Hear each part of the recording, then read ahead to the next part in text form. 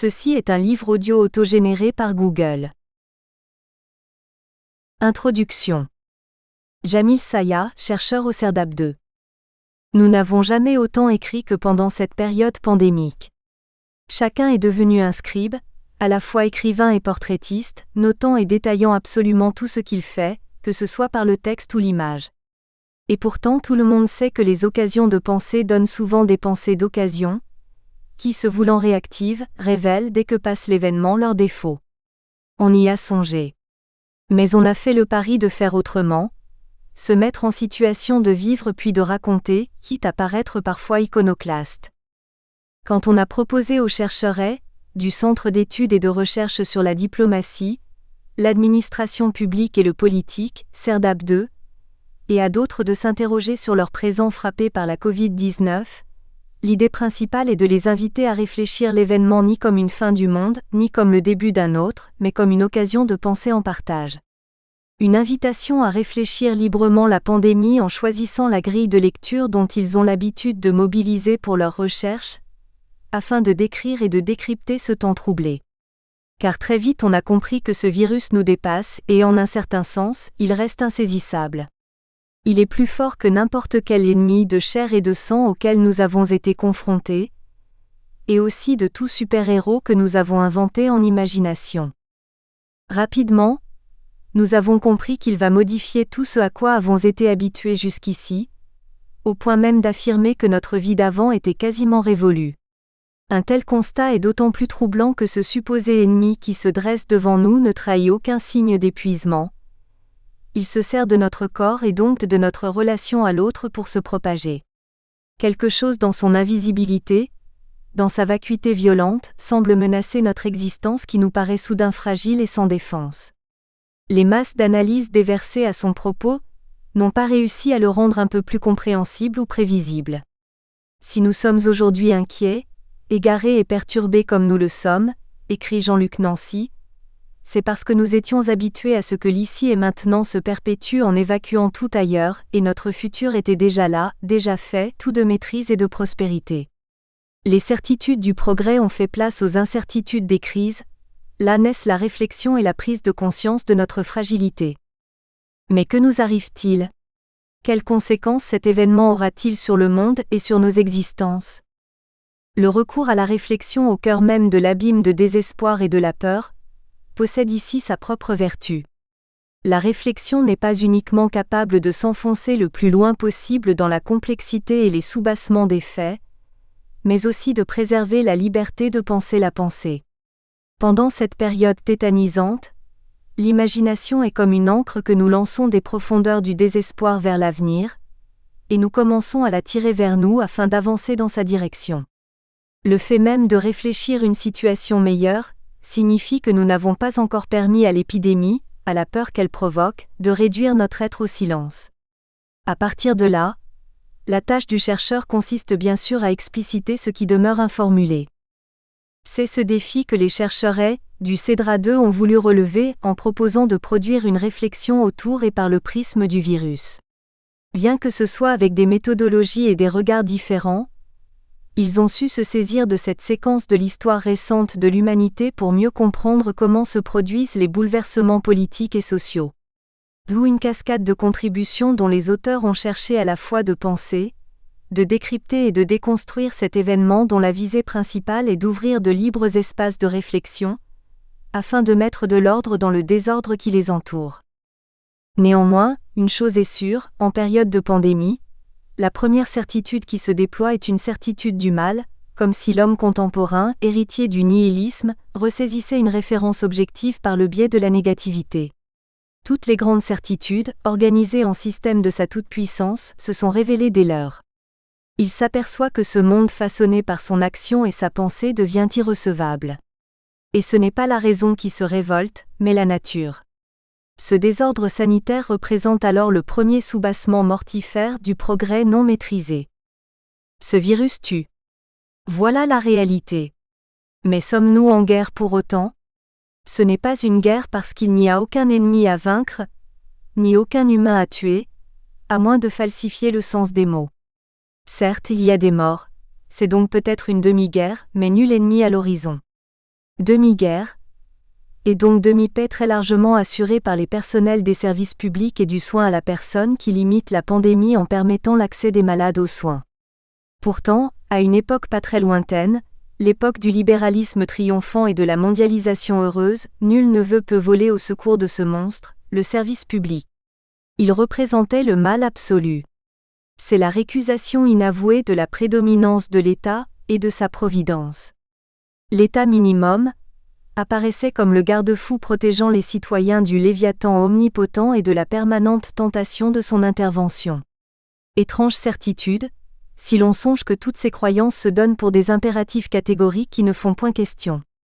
On marginalise les affirmations contraires, on traite les opposants à un tel dogme d'archaïque si on ne les assimile pas à la catégorie diabolique, de gauchiste. Or, ce fétichisme libéral confond les libertés avec la liberté sans limite du marché et du consumérisme. Il confond de surcroît la définition juridico-politique des droits de l'État avec la question économique des moyens effectifs de la puissance publique. Ces confusions produisent un mirage qui fait apparaître la fin de l'État comme condition de la maximalisation de la puissance de l'initiative privée. Il s'agit là encore d'un leurre. La crise sanitaire a démontré le caractère indépassable de l'État et de ses services, publics, comme source ultime de l'autorité.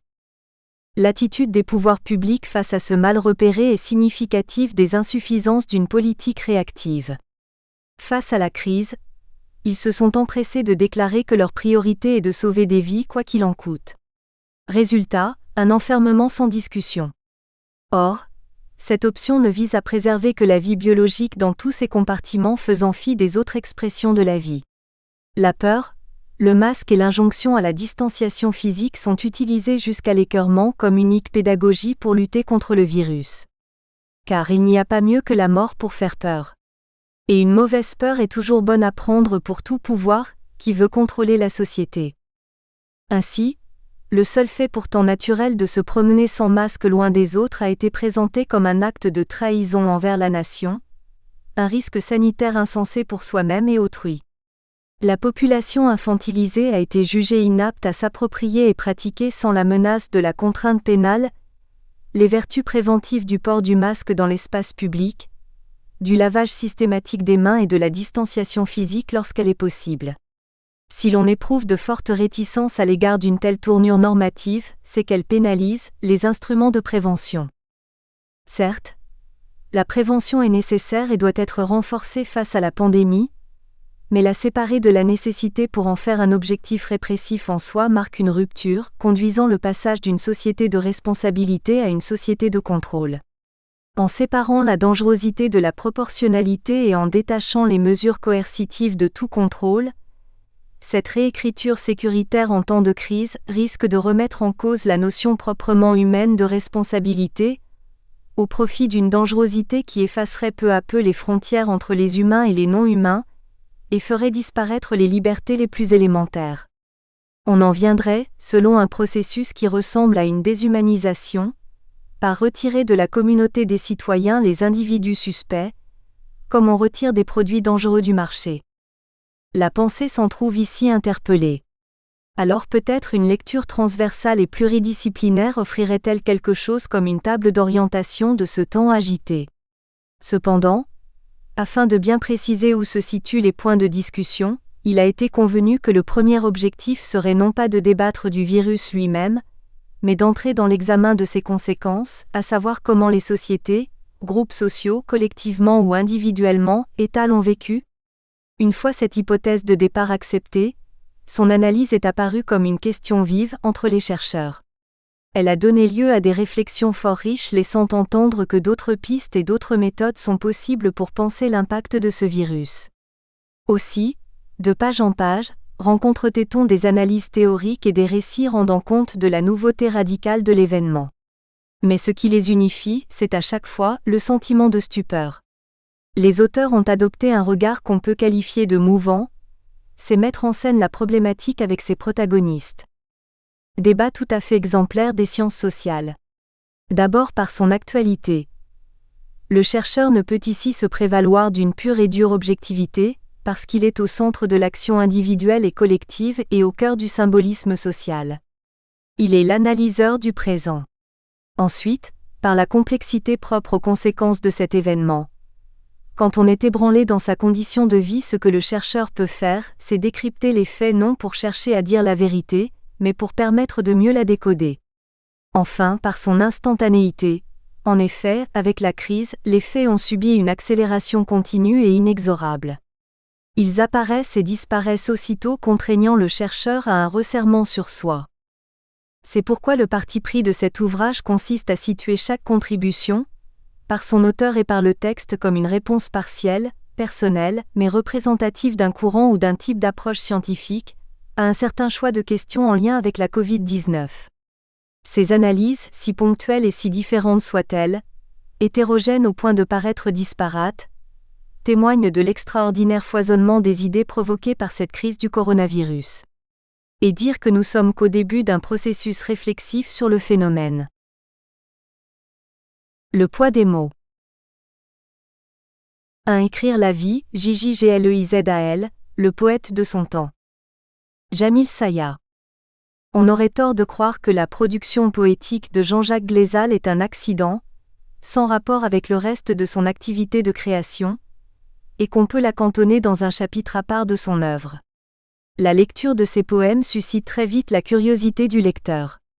Le désir de débusquer l'envers des pages pousse à les tourner, et à la main fébrile s'allie un œil de guetteur, prêt à bondir sur le détail qui fournirait la clé de l'énigme de cette nouvelle posture gleizalienne. Mais quelle énigme ? Celle-ci, où se trouve dans ses livres la ligne de sa vie. On rêve d'une réponse facile, courte et simple, du type « ce n'est qu'un passe-temps » ou « c'est une activité du moment ». La poésie de Jean-Jacques n'est pas une activité du moment. C'est une pensée qu'il met au-dessus de tout. Il la lie étroitement à sa passion de la création et à son refus de la routine. Il y a des écrits qui, en conséquence d'une intention forcenée ou voulue de l'auteur, en viennent à englober le monde réel. La poésie de Jean-Jacques Gleizal nous renvoie l'image du monde réel, comme s'il avait disposé un jeu, ou une galerie de miroirs qui projette sur notre rétine des images à la fois criantes de vérité et pourvues d'un récit et d'indices d'illusion. Porte-parole des muets que nous sommes, il trouve les mots qui nous manquent. Sa narration est un long chapelet de mots, où les vers s'enfilent aussi sagement que dans un collier de perles. Elle ramasse en un seul mouvement un nombre incroyable de perceptions, de sentiments et d'images dont l'angle de vue varie selon notre humeur. Il joue sur les mots, avec les mots, les laisse s'étaler en musique, ronronner, s'écraser sur la palette comme la trop riche matière d'un peintre qui utilise les empattements pour exprimer sa vision. Le lecteur n'y prend pas garde, mais c'est inconsciemment qu'il est contraint d'épouser le tempo que le poète accélère ou ralentit, précipite ou détend. Vouloir à la fois que la pensée pense et qu'elle obéisse à la beauté du verbe est un projet trop audacieux pour ne pas requérir une sensibilité. Une sensibilité toute trouvée, c'est l'amour du beau comme instrument perfectionné d'inspiration et de composition. La poésie de Jean-Jacques Gleizal prend l'esthétique du verbe comme détour pour piéger, aussi loin que possible notre intention et notre inconscient. Car c'est une alchimie qui transforme le temps mort en parole vivante. Mise par le verbe hors de soi, cette même alchimie s'exproprie dans l'image, laquelle est toujours forme d'harmonie. Il suffit parfois de quelques mots pour que tanguent nos credos les plus ancrés. La pensée se fait minérale et le vers se fait musical. Maximes et aphorismes nous infligent des chocs salutaires. Non qu'il s'agisse de la vérité, mais plutôt d'une ouverture à l'évasion, d'invitation à repenser nos vies. Le poids des mots. Que la poésie soit l'expression qui émeuve en nous les résonances les plus profondes, c'est un fait établi. Il est d'autres raisons plus secrètes, d'y voir comme une sorte de définition de la vie. Ce n'est pas toute la vie, c'est du moins tout ce qu'il y a de sensuel, tout ce qu'il y a d'universellement émouvant. Tout en nous et autour de nous glorifie cet art du langage. Une puissance qui provoque en nous quelque chose qui serait au-delà du bonheur et de la souffrance, une béatitude ardente. Dans un poème, nous ne sentons pas la souffrance, mais la passion. On pourrait même dire d'une manière générale qu'un poème est une histoire simple et frappante résumant un nombre infini de situations plus ou moins différentes, plus ou moins analogues. Il chatouille nos douleurs, sculpte nos colères et dénude notre bonheur. Au hasard de sa production poétique, Jean-Jacques Gleizal nous offre deux poèmes, le premier sur l'intérieur et le second sur l'extérieur. Ces deux textes dévoilent le dessous du réel et font entrevoir l'imaginaire. Ils cultivent une noble ambition, éclairer les ressorts cachés, nommer ce qui nous échappe, réduire l'invisible, l'indicible. Zoomant l'infime, creusant l'anodin, ils nous invitent à explorer un peu plus la complexité du monde qui nous entoure. J.S. 2. De la poésie. Jean-Jacques Glizal, créateur et premier directeur du CERDAP. Poème 1 degré, l'intérieur. J'habite une maison. De mystère. La hume chaque jour. De goûteuses façons. Garnie d'étranges objets. Tout en demeurant pleine de vide. Sachant faire place. Aux nouveaux venus et oiseaux de passage. Ces murs ensoleillés. Tantôt rouges. Tantôt jaunes. Savent laisser quelque espace à de savoureuses peintures de paysages. Elle a une âme. Et pleine d'esprit. La voici qui me conte son passé. Bâtie de pierres plates. Elle a traversé des âges. Moult âges. Chez elle vécurent de rudes paysans. Avant que des dames sans morale y festoient. Puis il y eut des guerres et des rapines. Auxquelles résistèrent les murs allés par le temps. Un trou noir. L'histoire bégait quelques ans. Puis dans cette maison je m'assois. Tandis qu'habitée par une fée. Elle triomphe en toute beauté. Il faudrait que je vous conte ses fétiches. Qui la rattachent à de lointaines veillées. Masques et statues. Au pouvoir vertigineux de relier le ciel et la terre. Juste là où se trouve ma maison. Qualifions-la de lieu. Non unique, mais privilégié. Où me viennent d'étranges pensées. Vite traduites dans le langage des dieux. Le désordre apparent cache un ordre secret. Façonné chaque jour. Par une furieuse rencontre. Celle de l'amour et de la poésie. Ma maison n'est pas jalouse. Rien ne m'empêche de la quitter. Peu de temps il est vrai. Pour errer en d'autres contrées. D'où je reviendrai avec des souvenirs créoles. Mémoire de mes songes et de mes voyages lointains. Ma maison a une cave encavée. Gardienne des vins de Haute-Bourgogne. Vins goûtés sans ivresse. Avec le respect dû à leur haute noblesse. De la cave au grenier. Prendre un escalier. De pierre puis de bois. Patiné par le temps. Celui des rudes paysans ou des dames de joie. De ma maison enracinée. Je sais prendre des envolées. Partir pour franchir. De vastes plaines et de sombres montagnes. Les plus hautes. Celles de ma pensée. Qui de la cave au grenier. Trace ma destinée. Poème 2 degrés, l'extérieur. Terre, feu, eau, air. Les 4 éléments. À chacun son être et son combat. La terre. Gardienne des tombeaux. Sable jaune des déserts. De souvenirs portés. Tu dis la langue de chacun. Mémoire des hommes. En leur maison bâtie. Si frêle dans l'univers. Avec ton frère soleil. Tu éclaires nos jours. Avant que noircissent nos nuits. Toi aussi tu joues avec les mots. Inspiré par Gaïa. Tu deviendrais la terre. Des cavernes d'hier. Au présage futur. Racine trompeuse. Tu gardes tes mystères. Le feu. Chaleur et couleur. Tu rougeois. Ta lumière sournoise. Éclair cendré. Tu es le maître des enfers. Tes esclaves forgeront. Chauffe les lames. De glaives meurtriers. Des mortes pensées. Tu pourrais faire table rase. Faisant naître un espoir. Celui d'une terre sans triste passé. L'eau. Tu coules et glisses entre deux rives. Source de vie et de mort mêlée. Transparente, tu franchis les obstacles. Descendant de montagnes célestes. Traversant des prairies fleuries. Tu déchaînes les verves poétiques. Parée de ta légèreté. Sœur de la beauté. Mais sa compagne vérité. Survient comme un procureur. Pour faire savoir aux dieux. Qu'au fond de tes lits. Se délient quelques noyés. Emportés par les chants de trompeuses sirènes. Au juge de se prononcer. Eau de vie ou de mort annoncée. L'air. Source de vie. Chérie des poètes qui aiment ta légèreté. Air aux multiples sources. Brise fugace. Vent de glace. Air aux multiples sens. Compagnons de chants et chansons. Qui disent l'amour et l'amitié. Sous toute forme. Tu accompagnes les voyages. De ceux qui jamais ne se fixeront en un coin perdu de la terre. Partie 1. Le désordre pandémique. Un chronique d'un état faible. Jean-Charles Froment, premier directeur du CERDAP 2.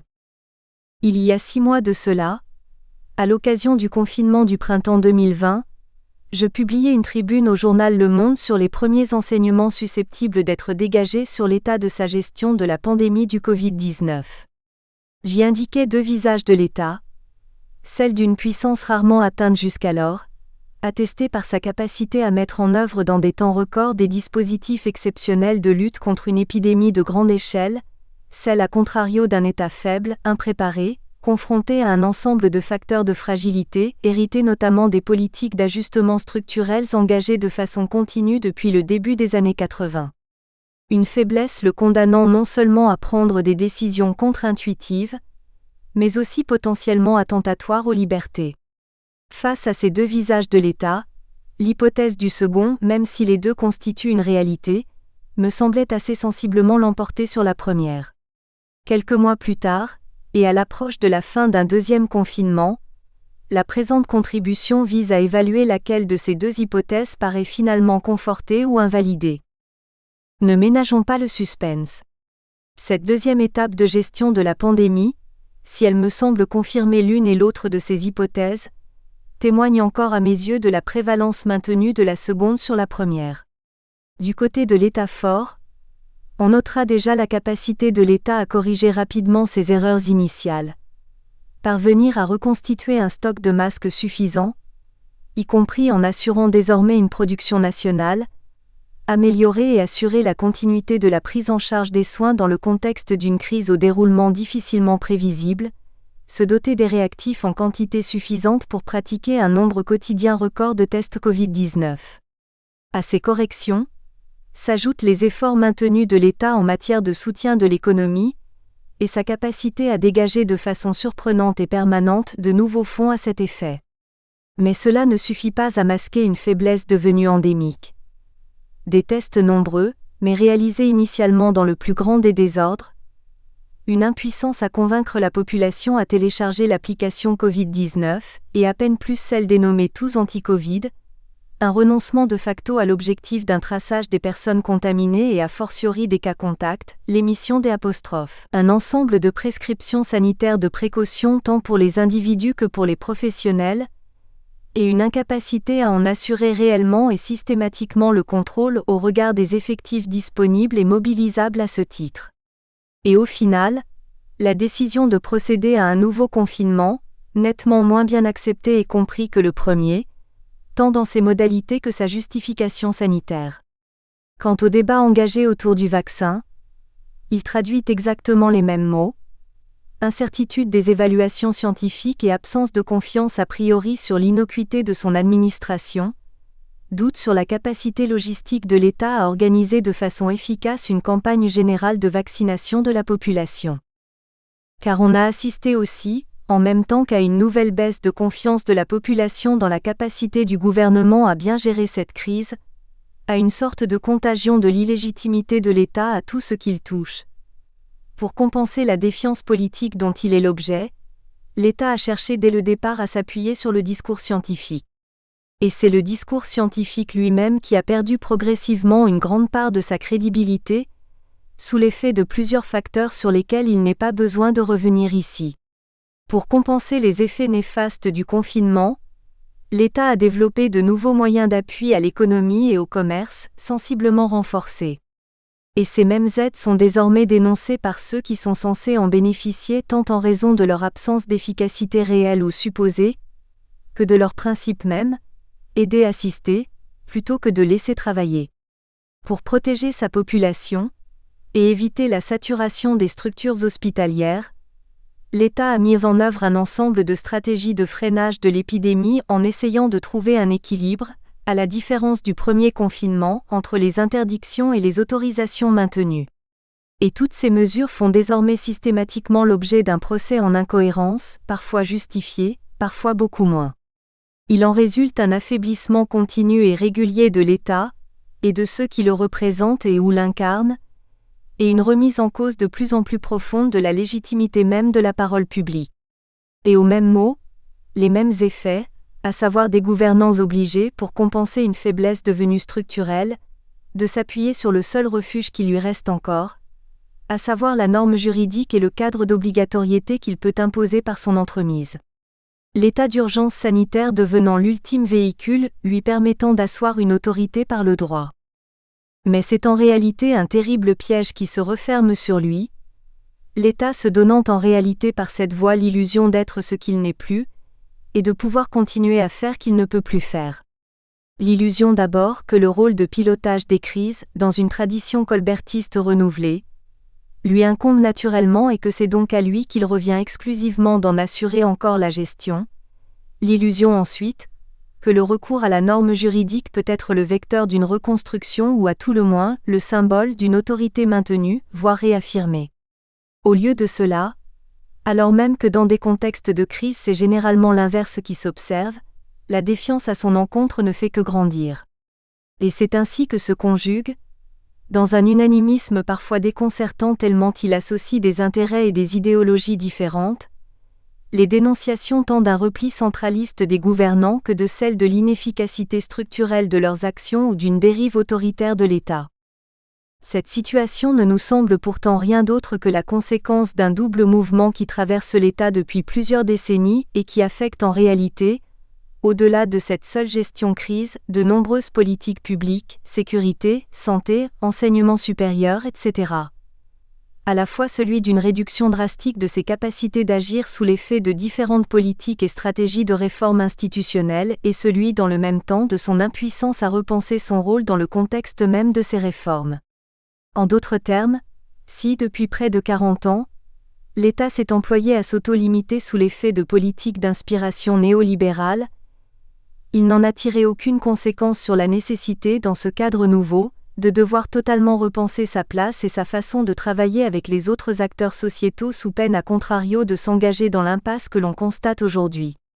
Car depuis le début de la crise, c'est surtout cela que les gouvernants donnent à voir, à savoir une réelle difficulté à s'inscrire dans d'authentiques et continus processus de concertation et à négocier partager leurs décisions avec des acteurs tant politiques que professionnels et sociaux, quand bien même il dépend en réalité de plus en plus des moyens de ces derniers pour pouvoir réellement agir. C'est bien en effet à une succession d'échecs que l'on a assisté sur ce plan avec à quelques exceptions près, de nombreux manqués y compris lorsqu'ils étaient annoncés, voire souhaités, concertation avec les acteurs locaux et modulation territoriale des dispositifs de freinage, concertation avec les organisations professionnelles représentatives, notamment des commerçants, et accords conjoints sur des protocoles sanitaires adaptés, concertation avec les organisations et les collectifs médicaux et paramédicaux, et réévaluation des capacités et des stratégies sanitaires, etc. Pire, on a l'impression que plus les gouvernants se sentent faibles et contestés dans leurs décisions, plus ils ont du mal à accepter le principe même de la contradiction et de la négociation, sauf a posteriori quand ils n'ont plus le choix face à la force des contestations qui leur sont opposées. On aurait d'ailleurs tort de penser que cette absence de culture de la concertation n'est que le propre des gouvernants au sens politique du terme. Là encore, elle semble caractériser tous les organismes et ou des acteurs qui représentent ou incarnent la parole de l'État. C'est ainsi le cas, aussi bien des sociétés savantes qui ont témoigné de leur incapacité à engager un dialogue avec d'autres acteurs, tant nationaux qu'internationaux, en reconnaissant une expertise autre que la leur, que des hauts fonctionnaires de l'État, voire de certains de ses partenaires érigés comme ses seuls interlocuteurs légitimes. Le refus d'accepter la contradiction, et l'indétermination des décisions qui en résultent, qui sont pourtant au cœur même d'une logique du dialogue et de la concertation, et donc de la démocratie au sens de Claude Lefort, pouvant tout autant alors refléter la conscience de sa propre fragilité que la conviction d'une primauté intériorisée et perçue comme infaillible. La conclusion à tirer de cet épisode est la suivante, à savoir qu'un État faible dans ses moyens logistiques, organisation des tests, organisation des contrôles, nombre de lits disponibles, nombre d'agents mobilisables, etc., est faible en termes de légitimité tant du point de vue de la confiance politique que de celui de la reconnaissance de son expertise, n'a que deux options qui s'offrent à lui, soit faire l'apprentissage d'une culture réelle de la concertation, une culture dialogique, avec des acteurs aux identités multiples, y compris avec les coûts de transaction et l'acceptation des compromis que cela suppose, soit s'abriter derrière la norme juridique pour imposer des obligations qu'il ne parvient plus ni à faire accepter ni à faire comprendre. Ce qui me conduit à renouveler mon hypothèse initiale, à savoir que le danger principal pour les libertés ne vient pas d'un État fort, est d'un État volontairement autoritaire voire pré-fasciste comme on l'entend même parfois, mais à contrario d'un État faible qui n'a plus les moyens de ses ambitions et de sa stratégie, et qui ne cherche qu'à conjurer la fragilité de son pouvoir d'action par le recours aux droits et aux mesures d'exception. Mais un État autoritaire par défaut n'en est pas forcément moins dangereux qu'un État autoritaire par nature. Et dans ce contexte, la question des contrôles et des contre-pouvoirs n'en revêt encore que plus d'acuité, avec ce risque d'un État qui se sent encore de plus en plus acculé au fur et à mesure de la remise en cause de ses décisions et qui, par faiblesse renforcée, tente de repousser encore plus loin les frontières d'une légalité de crise devenue permanente. Il y aurait bien une autre option, à savoir que les gouvernants prennent conscience qu'il est temps de remettre en cause la vision néolibérale de l'État, en recréant les conditions de sa puissance et de son efficacité réelle.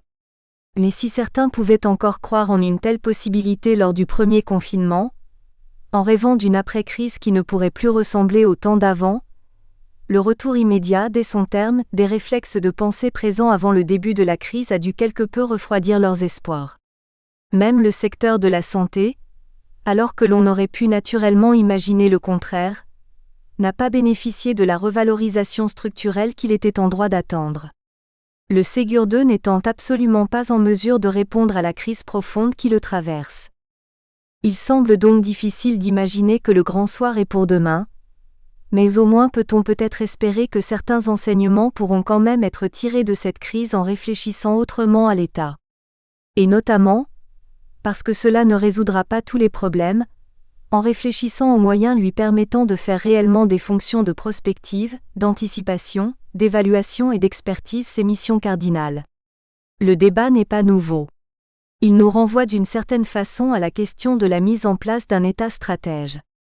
Mais face à une société complexe, c'est-à-dire une société caractérisée tant par la multiplicité de ses acteurs et de leur logique d'action, que par la prévisibilité de plus en plus incertaine de ses évolutions, et donc des crises susceptibles de se produire, cette exigence n'en devient que plus urgente. Et dans ce cadre-là, la question de la production de la connaissance devient essentielle, tout comme celle de la reconnaissance du pluralisme des lieux de production du savoir que l'État ne doit pas chercher à contrôler, mais à accompagner, coordonner et évaluer. Car il ne faut pas se tromper, un État stratège, un État expert ce n'est en aucun cas un État omniscient, ni qui se penserait a priori comme tel, ni qui chercherait à s'ériger a posteriori comme tel, soit directement, soit indirectement à travers des sociétés et ou des agences nationales voulant monopoliser l'expertise légitime. C'est au contraire un État humble, c'est-à-dire un État reconstruisant sa légitimité sur la reconnaissance d'une expertise fondée sur des savoirs pluriels et partagés, et sa capacité à s'appuyer sur l'ensemble des acteurs sociétaux pour mettre en œuvre ses actions. Si donc nous avons besoin d'un État modeste, ce n'est ni d'un État modeste dans ses moyens, ni d'un État modeste dans ses ambitions sociétales, mais seulement d'un État modeste dans l'affirmation de son propre savoir et de son propre pouvoir. Mais aujourd'hui une telle approche s'affronte à la culture et à l'histoire d'un État qui a structurellement du mal à concevoir que le savoir, tant dans son élaboration même que dans sa traduction appliquée, doit être considéré comme un bien public à coproduire. De la même façon qu'il a du mal à reconnaître qu'aujourd'hui il ne peut agir que grâce aux moyens des autres, et que de fait, plutôt que de chercher à les obliger à agir comme ils le souhaitent en recourant à la norme contraignante, il aurait tout intérêt pour être efficace à long terme à co-définir avec eux les orientations mêmes de l'action. Or nous formulons l'hypothèse que c'est paradoxalement de l'affirmation d'un tel état humble dans la production du savoir et humble dans la conscience de sa dépendance opérationnelle, que pourra renaître un état fort, dont la part de la légitimité retrouvée sera sans doute notre meilleur rempart contre les risques d'atteinte successives et régulières aux libertés fondamentales. 2.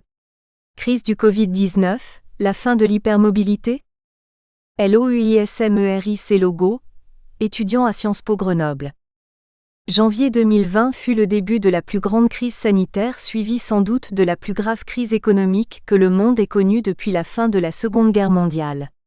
Le Covid-19 a plongé notre société dans un bouleversement intense et l'a ébranlé profondément dans son mode de vie. Apparu à la mi-novembre 2019 dans la province du Hubei en Chine, le virus Covid-19, un nouveau coronavirus qui se révèle sous la forme de fièvre et toux chez l'individu, s'est diffusé à travers le monde en quelques mois, contaminant plusieurs millions de personnes. La létalité assez faible du virus, mais sa contagion très forte, a provoqué et provoque encore le décès de plusieurs centaines de milliers de personnes, dans l'immense majorité des personnes âgées, dont près de 100 000 en France. La diffusion du virus à travers le monde a surpris et a été extrêmement rapide, touchant dès la mi-2020 la quasi-totalité des pays. L'histoire retiendra surtout que pendant quelques mois, l'humanité fut mise à l'arrêt de façon inédite. En mars et avril 2020, près d'un humain sur deux fut invité à rester chez lui afin de limiter la transmission du virus. La crise du Covid-19 a conduit à la suspension arbitraire des mobilités humaines. Elles ont été suspendues dans de nombreux pays car justement, les mobilités ont été très rapidement pointées comme super-diffuseurs du virus. Aéroports et stations de métro vidés, sorties et périmètres accessibles limités, universités et établissements scolaires fermés, attestation de sortie pour aller faire ses courses ou travailler, fermeture de frontières, etc. L'immobilité est désormais prescrite à des populations bercées depuis les années 1970 dans l'hypermobilité. Et puis soudain, la place libérée par l'absence de mobilité dans notre quotidien et notre espace nous surprend quand on sait que les Français passent une dizaine d'heures par semaine dans les transports pour se déplacer, et que la moitié de l'espace public parisien est consacré à la circulation automobile. Les rues paraissent désertes, le calme revient, et les individus se réapproprient l'espace public pour courir, marcher, se rencontrer, en respectant la distanciation physique nécessaire. La crise du Covid-19 a révélé les limites de l'hypermobilité, cause de la diffusion du virus et première victime des mesures prises par les États pour la limiter. Pour comprendre la société hypermobile, il faut d'abord s'interroger sur la mobilité. Dans cet article, nous allons nous pencher sur les mobilités sous le prisme de la géographie. En effet, les mobilités sont une notion étudiée en sciences sociales sous de nombreux aspects, notamment par rapport aux mobilités sociales. Le dictionnaire Petit-Larousse définit la mobilité comme la facilité à se mouvoir, à changer, à se déplacer. Les mobilités sont donc définies comme une possibilité, une capacité d'individus ou de groupes d'individus à se déplacer. La mobilité est intrinsèquement liée à notre mode de vie et s'appréhende dans le cadre de l'innovation sociale et technologique et des conditions géographiques dans lesquelles nous nous inscrivons. De la marche à pied au tramway, en passant par la diligence et l'avion, les mobilités ont évolué selon l'avancée technologique et la localisation des individus dans l'espace. Jusqu'au début du XIXe siècle, l'humanité semblait figée. Sans motorisation, les individus ne pouvaient guère se déplacer à plus de quelques dizaines de kilomètres, travaillant, vivant et échangeant dans un cercle de vie assez limité. Si l'époque romaine avait provoqué des échanges et des migrations autour de la Méditerranée, et que les traites esclavagistes du XVIIIe siècle s'étaient accompagnés de mouvements de population conséquents, la mobilité de la grande majorité des individus restait globalement nulle. Le XIXe siècle va être le début du bouleversement des mobilités, avec le développement des transports motorisés. L'invention du train en Angleterre en 1804 va provoquer une nouvelle spatialisation des territoires. Le train, projectile à 36 km/h au début, va rapprocher les villes. La voiture est inventée en 1826. La rapidité est la caractéristique principale de ces nouveaux moyens de transport motorisés. En effet, les durées de déplacement sont divisées par 40. La vitesse permet d'aller plus loin. Avec un temps identique, la distance parcourue est beaucoup plus importante.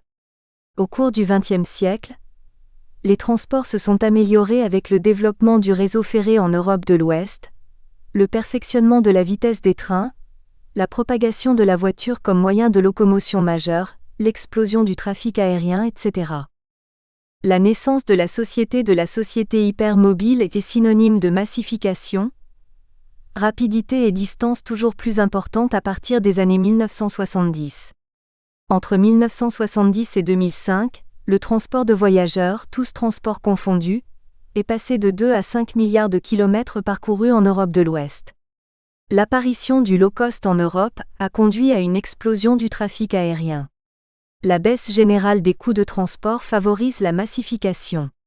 Également, pour le transport du quotidien, la vitesse et la densité du réseau permettent de choisir son domicile pas forcément en lien avec son travail. Les mobilités quotidiennes se multiplient. Dans un monde globalisé, la facilité et rapidité à se déplacer encouragent l'essor du tourisme, des voyages d'affaires et des migrations. Enfin, l'hypermobilité se lie dans les mobilités virtuelles, qui ont pris un essor fabuleux avec les nouvelles technologies de l'information et de la communication. L'instantanéité de la communication s'est développée. Les individus sont aujourd'hui très attachés aux valeurs de mobilité-liberté et nos modes de vie contemporains. Nos activités et nos interactions sociales sont en fait très structurées autour de la mobilité et se déploient grâce à nos déplacements. Les échanges et interactions, marqueurs de notre société moderne, facilitent le contact entre les individus et la proximité sociale. Or, le virus se transmet justement par le contact entre individus. Dans une société hypermobile, l'Organisation mondiale de la santé (OMS) a compris que la transmission du virus était inéluctable et a lancé l'alerte dès début janvier 2020. Le 30 janvier, l'OMS déclare l'urgence de santé publique de portée internationale, avant de qualifier la crise en pandémie le 11 mars 2020, c'est-à-dire une épidémie touchant de vastes zones géographiques sur plusieurs continents. Le virus Covid-19 aurait sans doute pu être limité dans une certaine zone de la région du foyer, voire même non transmis à l'homme si nos mobilités n'étaient pas autant exacerbées. Nous ne pouvons pas refaire l'histoire, mais nous pouvons analyser les causes de l'avènement de cette crise et de la transformation de l'épidémie en pandémie pour éviter une nouvelle catastrophe sanitaire. Nous tenterons de répondre au cours de cet article à la problématique suivante. En quoi la crise du Covid-19 est-elle révélatrice de la société de l'hypermobilité ? L'objectif de cet article est de démontrer comment la société dans laquelle nous vivons a elle-même aggravé la situation d'épidémie et l'a conduit à une situation de pandémie. L'article souhaite également apporter une réflexion sur la façon de se déplacer, notamment en zone urbaine dans le triple contexte de la pandémie du Covid-19 et la crise économique qui suit, de la lutte contre le réchauffement climatique et de l'équité territoriale. Mon propos sera détaillé en 3 parties. La première s'intéressera à la mondialisation de la pandémie, incarnée par les mobilités. Ensuite, nous nous interrogerons sur la portée et les conséquences de la pandémie sur la société hypermobile. 2.